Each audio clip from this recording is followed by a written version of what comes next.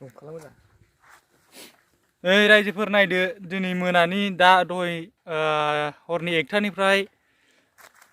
बिदिनो 3टा 4टासिम बाबा गणेश फैनानै माबायदि सेस खालामलांजोब्बाय न'खौ नैबेयाव थालिर जालांदो नै थालिरा सास बाबा गणेश एकदम जालांजोबखाबाय आरो न'खौबो सिफायलांजोब्बाय नै सोरनिखौबा र' बैयाव न' गंसे सिफायनाय नायनो नागिरदों देन्जार फालोखासोमोन 12टासो दंमोनदां 11टासो दंमोन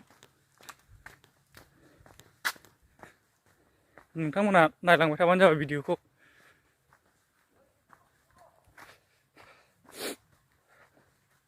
नै बाल्थिं थाल्थिं बुखावलांजोब्बाय सेस माइरं दोनग्रामोनदां बियो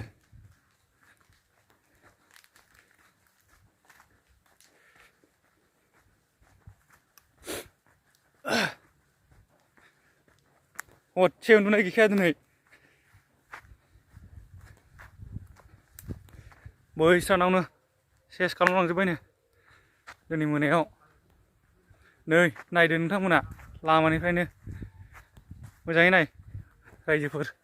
माइरंखौ सेस खालामलांजोबखाबाय नै लेथेर फेथेर हाफा माइजोबमोन बियो नै माइ ओमफ्राय नै माइरङा ओमफ्राय नै इन्जुर थिन्जुर बिसिलांजोब्बाय देन्जार बिसिलांजोबखाबाय फुटबल जरानि बियो फुटबल जरा मंगला जरा गामि माथिया दल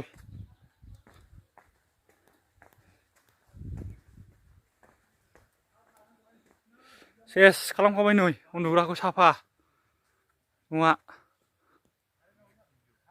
एकदम बिसिलांजोब्बाय ओरैबो ओरैबो साफा नै बेफोर नायजाला नैबे ओंखाम संग्रा न'मोन बियो ओमफ्राय नैबे मानसि उन्दुग्रा सेस खालामलांजोबखाबाय सियार थियार न' थ' बाख्रि थाख्रि सिफायलांजोब्बाय माइआ नै सेस लुलाजोबनायसो रानलानाय बायदि सारला लांजोब्बाय सेस नै लस गैला नै बोजों रानला लांजोब्बाय मानसिफोरखौ जेबो खालामलाङाखिसै न' थ' माइ थाइ सेस नै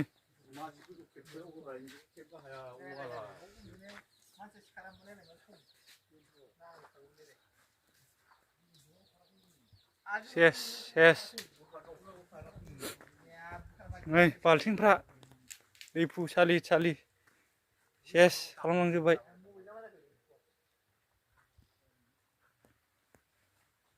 गैखाला न'आनो गैला नै नाहरदो न'नि अबस्थाया मा सिस्टेम जाखो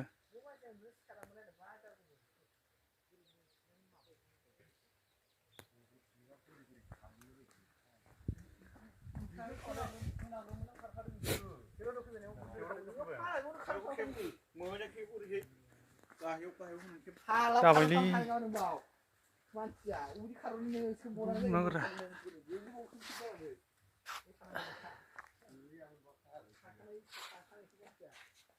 सोरलां बोरलां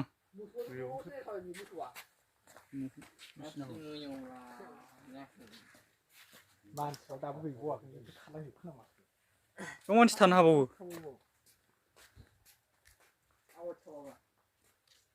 गैला इन्जुरखौ बोफ्लंलांजोब्बाय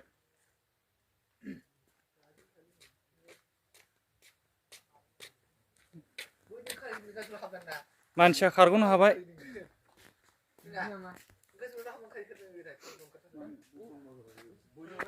फैफेरा फुटबल बेफोरबायदिखौ नुफेरामोन जोङो उन्दैनिफ्राय दिनैसो बेसेबा गोबावनि उनाव बेबायदि बाबा गणेश फैलायनाय बिदि फैफेरथारामोन खुनु बेला उन्दैनिफ्राय दिनैसो नैबे 2024 बिदिनो दा 24 ना 23 बेफोरनिफ्रायसो नुबोबाय मैदेरखौ नङाबा जोंनि बे फुटबल जरा एरियायाव बेबायदि बाबा गणेशआ फैनाय बेबायदि उतपात खालामफेरामोन 2024 बे मोननै मायथाइनिफ्रायसो बेबायदि खालामफैबाय नङाबा महरबो नुवामोन जोंनियाव नै सारायफ्रा अबस्था गैला सारायनि अबस्था गैला सारायनि अबस्था गैला एरखारला हरजोबबाय नै बथन थथन जायगा हांगार खारलायलायबाय मुदा बोखाहरनाया मुदा बोखानायफ्रा नैबिजों हाबदों बेनो हांगार बोखालायनाया सुन्दाया बेनिफ्राय सोनानै एरखारदों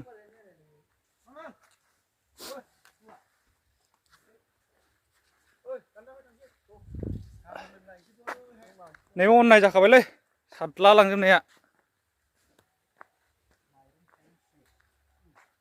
माइया बे गुफुर गुफुर गोजा गोजाया माइ जोब